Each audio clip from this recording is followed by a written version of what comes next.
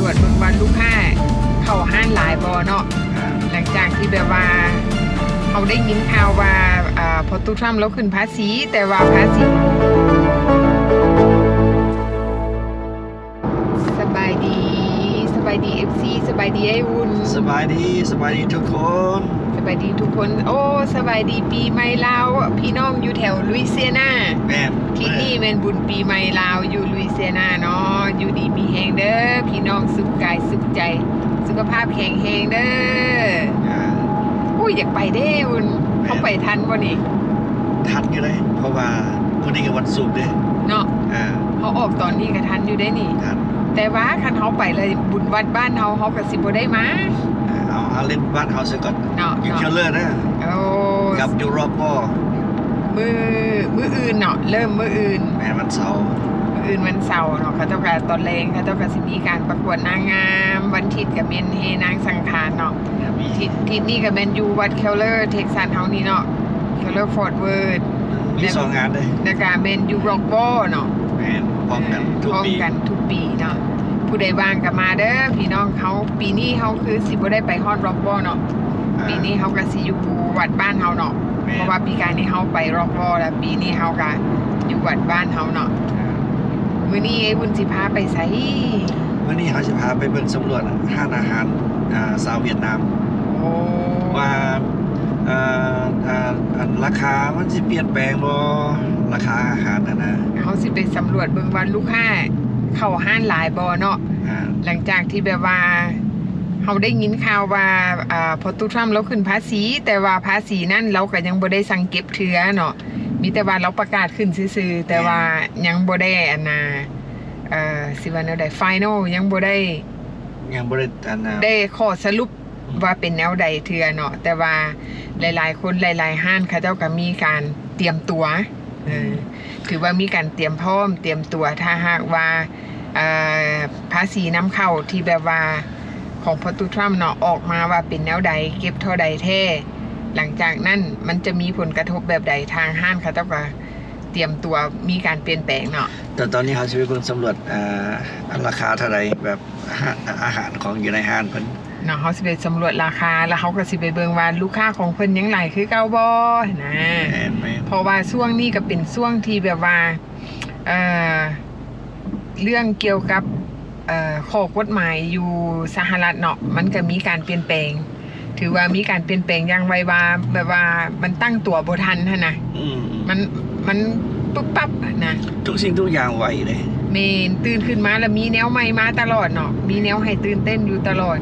มันเฮ็ดให้เฮาเตรียมตัวเตรียมพร้อมอยู่บ่เซานะและอีกอย่างนึงเนาะในสภาพเศรษฐกิจทางด้าน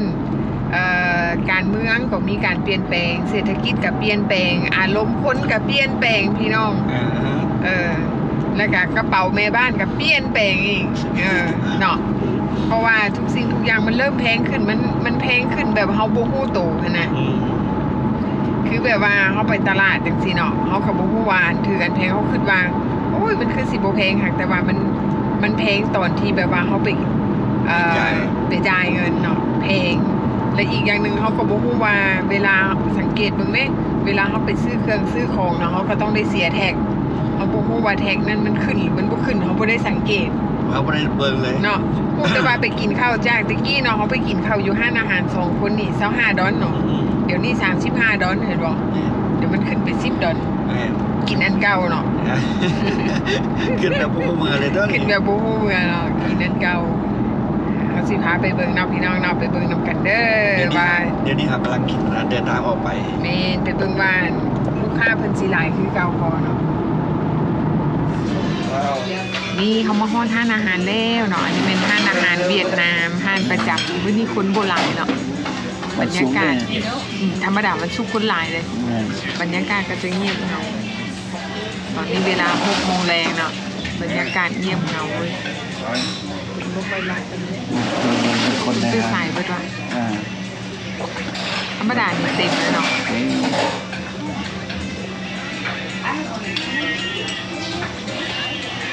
บรรยากาศในงาน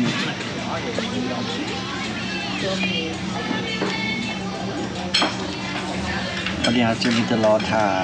เราทานอาหารเนาะเขากันล้มกันเล่นเนาะกันเล่นเล่นไอ้วุ้นมีวางแผนอีกอย่างปีใหม่นี่ พี่ไม่ว่าเขาจะพาทุกคนไปปีใหม่ปีนี้เขาจะพาทุกคนไปเบิ่งเบิ่งวิธีบุญปีใหม่วัดเคียวเลอร์ว่าเพิ่นเฮ็ดแนวใดมันสิแตกต่างกับวัด การนี่บ่ มันสิแตกต่างกับอัน วัดอื่นบ่ วัดอื่นเพราะว่าวัดนี้เพิ่นสิบ่มีอันเหล้าเบียร์ทางในวัด เพราะว่าวัดนี่เป็นวัดลาวไทยเฮาลาวไทยทูเกเตอร์ แม่นแล้ว เพราะว่าวัดนี้สร้างขึ้นมาด้วยชาวพุทธที่เป็นทั้งคนลาวแดคนไทยแดมาสร้างรวมกันเนาะและก็ตั้งอยู่ในคุ้มบ้านพี่น้องลาวเฮาอีกเด้ แม่นคุมบ้านมีอยู่ในวัดตัวนี้อยู่ในใจกลางคุมบ้านของคนลาวไทยเฮาแล้วก็ ว่า 90%นี่เป็นคนลาว 10% เป็นคนไทย แม่นแล้วก็เดี๋ยวนี้เพิ่นเริ่มออกบิณฑบาตวันเสาร์วันอาทิตย์ เมน7:00 นเนาะ 7:00 นแม่ ส่วนหลายเห็นแต่วัดนี้เด้อเพิ่นออกบิณฑบาตนะ เมนวัดอื่นก็ อาจจะมีก็มีคือกันแต่ว่า เขาเคยไปแล้วเขาบ่ฟ้อง แต่วันนี้เฮาก็มีโอกาสสิพาทุกคนไปเบิ่งบิณฑบาตอยู่วัดเคเลอร์เฮา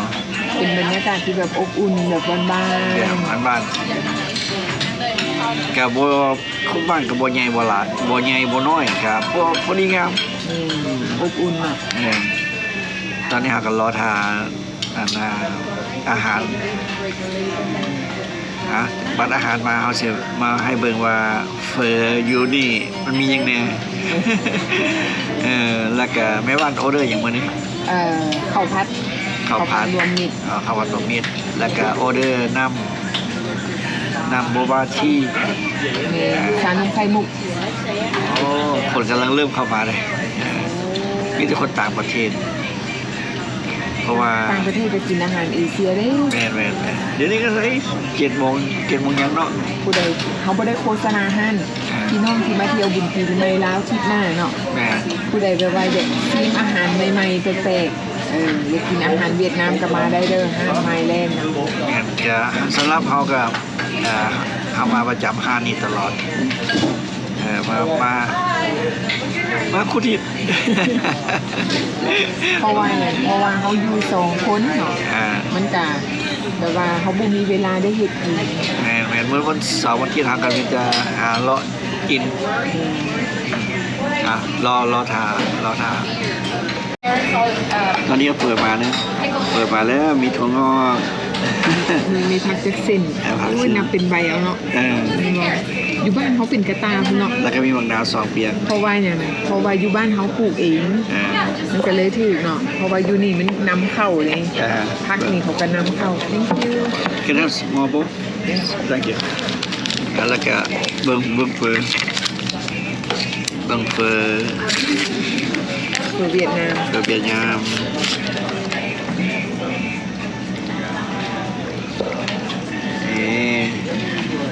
โอ้ Very nice. thank you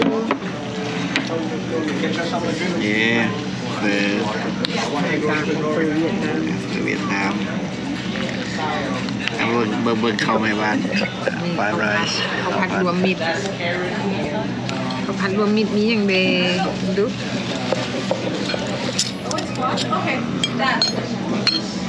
มีกุ้งมีซีนไก่มีซีนงัวมีหมูแดงมีไส้กรอกแซ่บๆเนาะโอ้ยจังเลย FC หิวนำเด้อมาเด้อกินข้าวเด้อ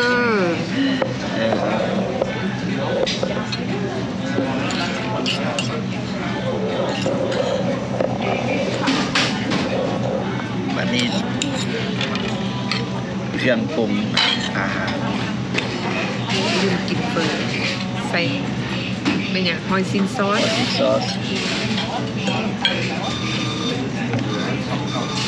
แล้วก็ซีลาซา เห็นบอกอันนี้ก็สินค้านำเข้าเนาะหอยสินซอนอันนี้ก็สินค้านำเข้า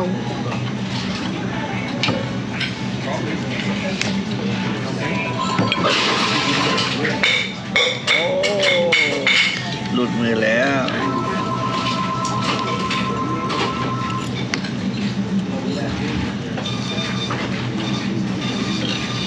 เกินฮอตเฟอร์อยู่ลาวเด้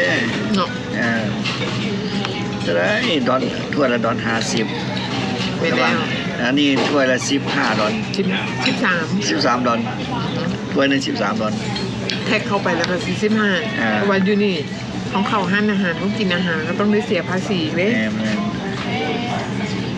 เป็นเส้นใส่บักนาว เนาะอยู่บ้านเขามีหมักเพชรมีคุยกะปิ โอ้ เนาะพักตามใจเลยเนาะ ผักบอกเขาอะไรก็ได้ เมนพักก็เจ้าเดจัดเป็นบุฟเฟ่ต์พัก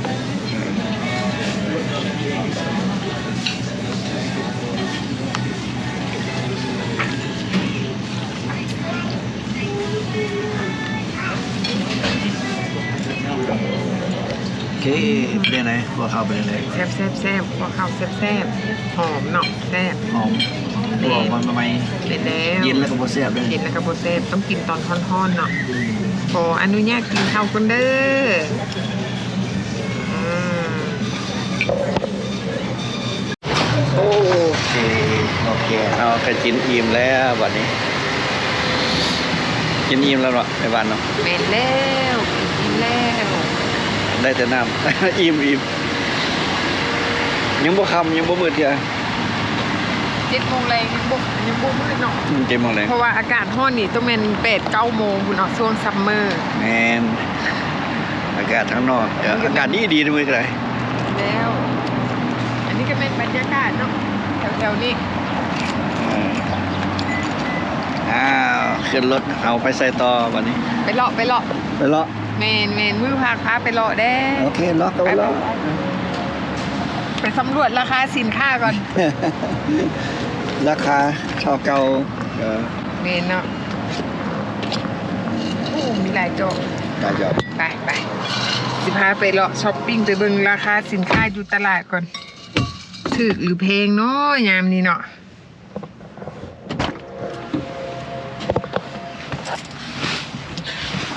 คนกันหลายอยู่ได้แหละก็ตอนเข้าไปทำอีกกับบอลหลายโอ้ประตูนี้ลูกหลายเว้ยลูก3ลูกสาว 3 สาวน่ะ ถึงแต่แพง พี่น้องเขามาสำรวจเบิ่งราคาสินค้าอยู่ตลาดเนาะว่าเป็นหยัง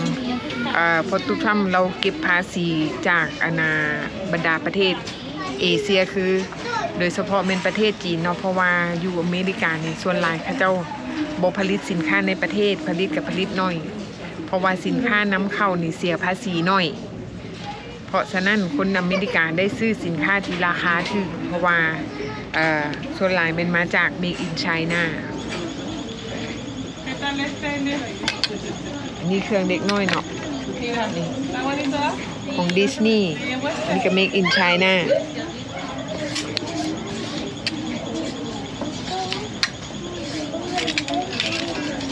เห็นแล้วอยากซื้อเลยคุณใส่เอวแม่บ้านที่ขาดแล้ว3 ตัว$10ค่ะนิ่มเด้ของดีราคาถูกเนาะนี่จะเป็นเสื้อผ้าเด็กน้อยประเภทเสื้อผ้าเครื่องส่วนหลายผลิตภัณฑ์อยู่อเมริกาเนาะมาจากประเทศจีน Made from China มันเป็นสินค้านำเข้าแต่ว่ามันเป็นสินค้านำเข้าที่ก่อนช่วงโปรตุเกสมันเป็นสินค้านำเข้าที่เสียภาษีถูกเนาะภาษีนำเข้าเลยน้อยเพราะฉะนั้นทุกท่านเราว่าเราขาดดุลการค้าบอกเสื้อผ้าหน้าเพประเภทเดิมมีแต่ของยี่ห้อได้นี่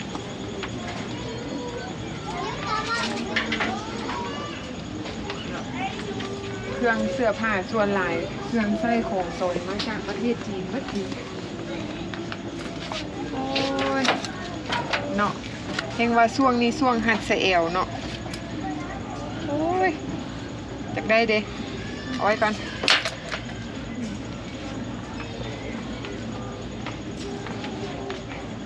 โอ้ของเล็กน้อยหลายเว้ยโอ้ยอันนี้ก็อยากได้มีแต่แนวอยากได้เถอะวะ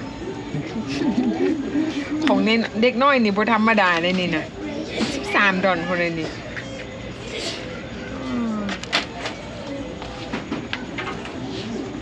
นี่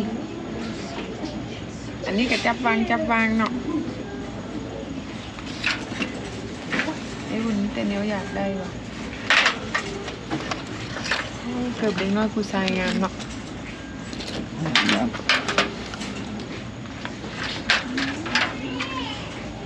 ได้ให้ตุ้ยเด้ เป็นเสื้อผ้าเด็กน้อย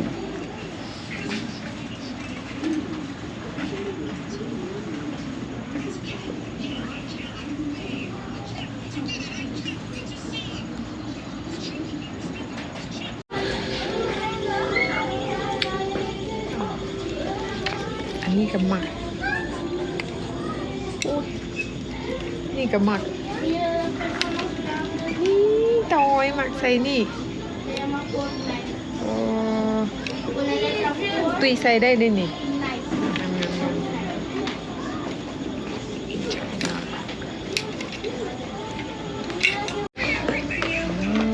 เนาะพี่น้องอันนี้เขาก็พามาเบิง